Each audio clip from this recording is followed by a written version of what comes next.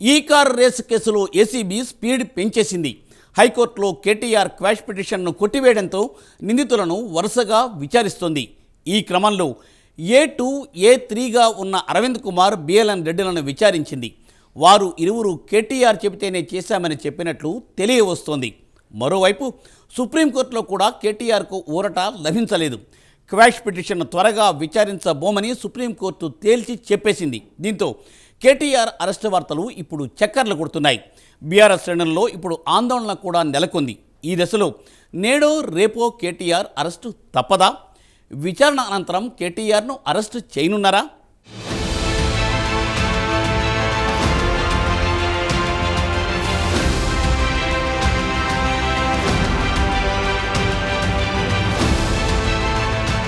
Formula ఈ race కేసులో KTR quash పిటిషన్ను హైకోర్టు కొట్టివేయడం, విచారణకు అనుమతించడంతో బీఆర్ఎస్ నేతల్లో టెన్షన్ మొదలయ్యింది. అరెస్ట్ చేస్తే చేసుకోండని కేటీఆర్ సహా పార్టీ నేతలంతా పైకి మేకపోతు గాంభీర్యాన్ని ప్రదర్శిస్తున్నా లోపల ఆందోళన చెందుతున్నట్టు తెలుస్తోంది. ఈ నెల 9న ఏసీబీ, 16న ఈడీ విచారణ ఉన్న నేపథ్యంలో కేటీఆర్ చుట్టూ ఫార్ములా ఈ రేస్ కేసు ఉచ్చు బిగుసుకుంటుందన్న చర్చ జరుగుతున్నది. దీంతో గులాబీ పార్టీలోని పెద్ద నేతలతో పాటు క్యాడర్ కూడా టెన్షన్ పడుతున్నట్టు తెలుస్తున్నది. ఈ క్రమంలోనే హరీష్ రావు, కవిత సహా మాజీ మంత్రులు, ఎమ్మెల్యేలంతా హైకోర్టు తీర్పు తర్వాత ఏం చెయ్యాలన్న దానిపై సుదీర్ఘంగా చర్చించినట్టు సమాచారం. ఇప్పుడు స్వయంగా హైకోర్టే విచారణ చేసుకోవచ్చని తేల్చి చెప్పడంతో ఎటు తేల్చుకోలేని పరిస్థితుల్లో ఉన్నారన్న చర్చ పార్టీ వర్గాల్లో నడుస్తున్నది.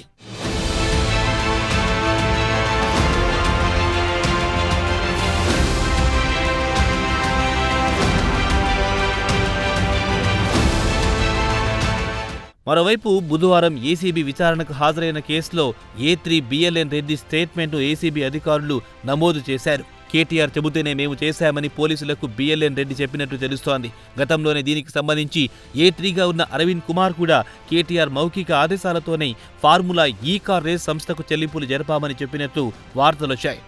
ఈ కేసులో కేటీఆర్తో పాటు మిగిలిన ఇద్దరు అధికారులు తప్పు తమది కాదని, అంతా ఆయనే చేశారని తప్పంతా కేటీఆర్ పైనే నెట్టేస్తున్నారు. మరోవైపు ఫార్ములా ఈ కార్ రేస్ విషయంలో నిధులను రిలీజ్ చేయాలని తానే ఆదేశించినట్టు కేటీఆర్ పలుసార్లు ప్రెస్ మీట్లోనే ఓపెన్గా చెప్పారు. ఆయనే స్వయంగా ఇచ్చిన స్టేట్మెంట్లు కావడంతో ఏసీబీ కూడా వాటిని పరిగణలోకి తీసుకునే అవకాశం ఉందన్న అభిప్రాయాలు వ్యక్తమవుతున్నాయి. ఏసీబీ కేసులో పరిణామాలు వేగంగా మారిపోవడంతో బీఆర్ఎస్ నేతలు ఏ క్షణాన ఏమవుతుందోనన్న టెన్షన్లో ఉన్నట్టు పార్టీ వర్గాలు చెబుతున్నాయి. హైకోర్టు తీర్పు వచ్చిన వెంటనే ముఖ్య నేతలంతా కేటీఆర్ ఇంటికెళ్లి పరామర్శలు మొదలెట్టారు.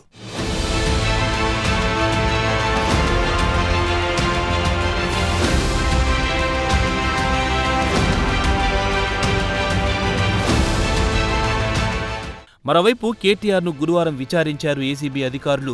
ఈ కేసులో నెక్స్ట్ జెన్ సంస్థకు చెందిన చలమల శెట్టి అనిల్ కుమార్ కు నాటి మంత్రి కేటీఆర్తో ఉన్న సాన్నిహిత్యానికి సంబంధించి కీలక ఆధారాలు సేకరించినట్టు తెలుస్తోంది. ఒకవేళ కేటీఆర్ను అరెస్టు చేయాల్సి వస్తే బీఆర్ఎస్ శ్రేణులు నిరసన చేపట్టే అవకాశం ఉన్నందున అప్రమత్తంగా ఉండాలని జిల్లా ఎస్పీలు, కమిషనర్లకు అలర్ట్ వచ్చినట్టు సమాచారం. ఇటు ఏసీబీ కార్యాలయం వద్ద పోలీసులు భారీ బందోబస్తు ఏర్పాటు చేస్తున్నారు. బీఆర్ఎస్ కీలక నేతలు కొందరిని గృహ నిర్బంధం చేస్తున్నట్టు తెలుస్తోంది. బీఆర్ఎస్ కార్యకర్తలు, నాయకులు ఏసీబీ ఆఫీస్ కొద్దకొచ్చే అవకాశం ఉండడంతో అటువైపు వెళ్లే రహదారిపై బారికేడ్లు ఏర్పాటు చేసి మూసివేశారు.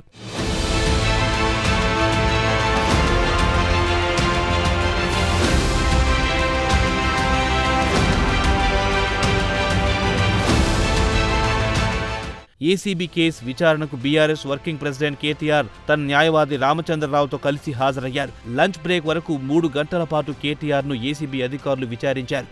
ఫార్ములా ఈ కార్ రేస్లో జరిగిన నగదు చెల్లింపులపై కేటీఆర్ను ఏసీబీ కొన్ని ప్రశ్నలు అడిగినట్టు సమాచారం. ఈ కార్ రేస్ నిర్వహణలో మీ పాత్ర ఏంటి? ఆర్గనైజర్స్కు నగదు చెల్లింపులు మీ ఆధ్వర్యంలోనే జరిగాయా? ఎన్నికల కోడ్ అమల్లో ఉన్న సమయంలో చెల్లింపులు ఎందుకు చేశారు? నగదు చెల్లింపుల్లో కేబినెట్ అభిప్రాయం ఎందుకు తీసుకోలేదు? హెచ్ఎండిఏ బోర్డ్ ఆఫ్ డైరెక్టర్స్కు తెలిసే చెల్లింపులు జరిగాయా? పౌండ్స్ రూపంలో ఇండియన్ కరెన్సీ విదేశీ అకౌంట్లోకి చెల్లించినప్పుడు ఆర్బీఐ అనుమతి లేదా? అసలు అనుమతులు తీసుకోవాల్సిన బాధ్యత ఎవరిది? మీరు సక్సెస్ఫుల్ ఈవెంట్గా భావిస్తున్న ఈ కార్ రేస్లో ప్రమోటర్స్ ఎందుకు వెనక్కి తగ్గారు అని కేటీఆర్ను ఏసీబీ అధికారులు ప్రశ్నించినట్టు సమాచారం.